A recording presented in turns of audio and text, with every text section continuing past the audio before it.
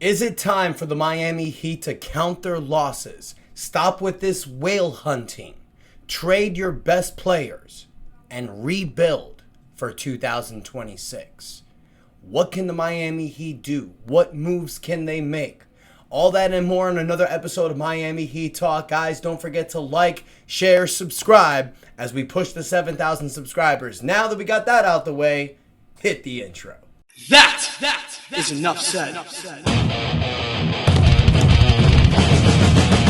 What's up, Heat Nation? Ernest here, back with another Miami Heat Talk video. Hope everybody's having a great Thursday so far, you guys. Now, please join me as we go on another Miami Heat Talk adventure. Now, I know today's episode's a little bit late, you guys. I was actually at my daughter's graduation. She graduated kindergarten today. Lila, I am extremely proud of you. My baby won the Honors A role. It was incredible. I'm so proud. I can't even describe, you guys. Words can't even describe it. It's the best feeling in the world. But I'm here to talk about Miami Heat basketball because I've had a long day and I want to get to some Miami Heat topic. Now, look, guys, I know the last few days stuff's been pretty boring. We've been talking about rumors. We've been talking about trade rumors, and it's getting a little stale, to be honest with you. And honestly, it's been getting a little pitiful. Because recently we've talked about trades for DeMar DeRozan. I saw something recently about Chris Paul that I posted, and I'm like, is this really what we're doing? Chris Paul, DeMar DeRozan. I mean, is it Band-Aids? Sure. Does it fix anything? Not really. There's only two avenues this Miami Heat team can go through. You trade for a number one player. A guy like Kevin Durant, Giannis Antetokounmpo. I get Anthony Edwards. His name has been thrown around because the Timberwolves lost yesterday, but I don't see Ant-Man going anywhere. Look, it's Kevin Durant. If you can't trade for Kevin Durant this offseason, there's not going to be a better option. There really isn't. Look, I love Giannis. I'd love Giannis on this team. I just don't think it's going to happen, especially with Houston, San Antonio, Dallas. Other teams that are going to have way more assets than the Heat have, they're just going to be in the mix. So, what's the other way? You can bring this team back for another year, or you can go another route. You can say, let's see what's the most value we can get for Bam Adebayo and Tyler Hero, and do a rebuild. But not a 5-year rebuild, a 1-year rebuild. What do I mean by that? I've mentioned recently, you guys, that the Miami Heat have multiple assets. And they do. You have a lot of first-round draft picks coming up. You have your 2026 draft pick, which is fully protected, which we own it.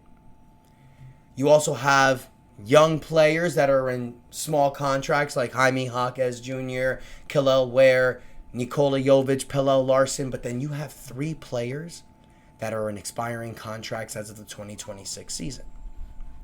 You have Terry Rozier, Duncan Robinson, and Andrew Wiggins.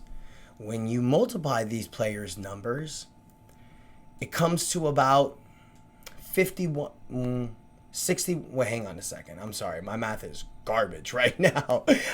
Terry Rozier and Andrew Wiggins together make about $53 million. You add Duncan Robinson, that's about $74 million. $74 million that you can have available because Andrew Wiggins is on a player option in 2027.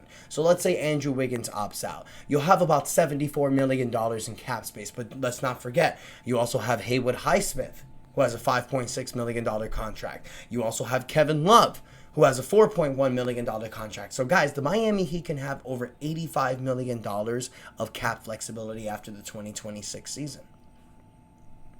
But if you look to move Bam Adebayo and Tyler Hero, this is going to give you even more flexibility. Both players together make about $68 million. Now, in no way, shape, or form am I saying that we have to trade Bam Adebayo and Tyler Hero. I've been the first one saying, and I know that the Miami Heat team are looking to rebuild around Bam and Tyler. And I think that's the right answer. Especially with the way the Eastern Conference is going to be next season, with Boston being hampered, Milwaukee being hampered.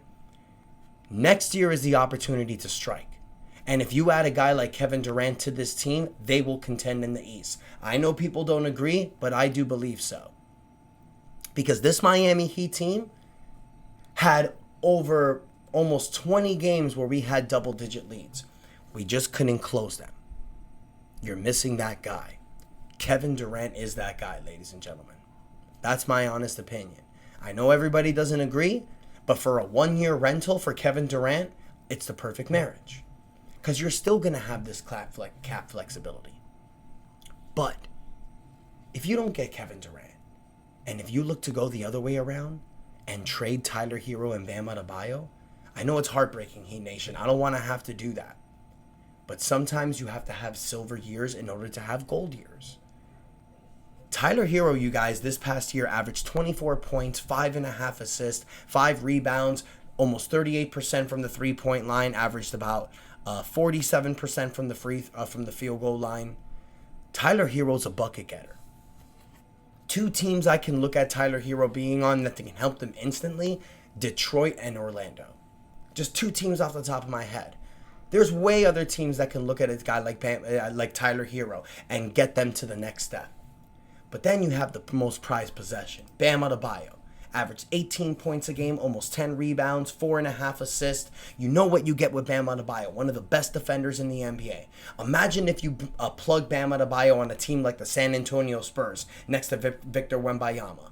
Plug him in the Houston Rockets with a team that couldn't get past the Golden State Warriors in the first round, who need that experience. Bam Adebayo, who's been to 2 NBA Finals. Bam Adebayo is a guy, ladies and gentlemen, that can get you about 4 to 5 first-round draft picks.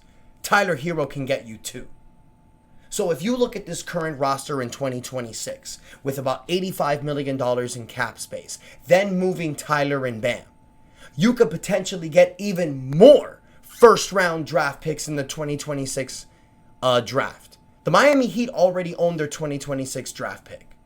If you trade Tyler and Bam, you could potentially have 2 to 3 first-round draft picks in the 2026 draft. And this draft class that's coming in 2026 is loaded with the prized possession, AJ Dybantsa, a 6'9" versatile wing player who's going to be a generational talent. Let's not forget there's Darren Patterson, Cameron Boozer, Elijah Arenas, Dash Daniels, Chris Kinect, Nate Ahmet. There's going to be so many players that are available in 2026. And if the Miami Heat have that draft space with cap flexibility, now you'll have your 20th pick for the 2025 draft with Ware, Jaime Jaquez, Nikola Jovic, and Pallel Larson developing, with Davion Mitchell, Isaiah Stevens, Keyshawn Johnson, and Josh Christopher getting some playing time. It's not a 5-year rebuild. It would be literally a 1-year rebuild. Because you would have the draft flexibility. You'll have cap flexibility to go after players that are free agents. Guys like Luka Doncic, Trae Young, just to name a few. I will say this again, and for the people that have stayed this long in the episode, I appreciate you, because I'm going to say it again. I do not feel that this Heat team needs to trade Bam and Tyler. I think you need to build around them. Because I think that we are literally one piece away from being a contender. I know we had a bad year, but it was hampered through the Jimmy Butler drama, and it was hampered with a team that was not together. I believe with Tyler and Bam, and with the right player next to them, this team can contend in the East, especially with a weak Eastern Conference next season. So Heat Nation, I want to hear from you. Do you think the Heat should try to build around Tyler and Bam? Or do you think it's time to blow it up? Rebuild for 1 year. Look at teams like Oklahoma and Houston. And teams like Brooklyn, what they're doing with their draft capital. Teams like Utah. Yeah, they're bad now. But OKC was bad a few years ago, and look at them now. Houston was really bad a few years ago, and look at them now. With the whole new collective bargaining agreement, with the whole first and second apron situations that's going on, you guys, now teams are going to start building through free agency again. The NBA sees this. They see how players just get these max contracts and request trades and don't even go into the open market anymore. That's bad for the NBA. NBA free agency is supposed to be one of the best times of the year. So this new collective bargaining agreement with the first and second apron makes players go into free agency again. Look at Paul George. You're seeing that happen again. So Heat Nation, I want to hear from you. Let me know what you guys think in the comments. Don't forget to like, share, subscribe. We are pushing to 7,000 subscribers. Thank you guys so much for the continued support. And until next time, your boy Ernest out. And that is enough said.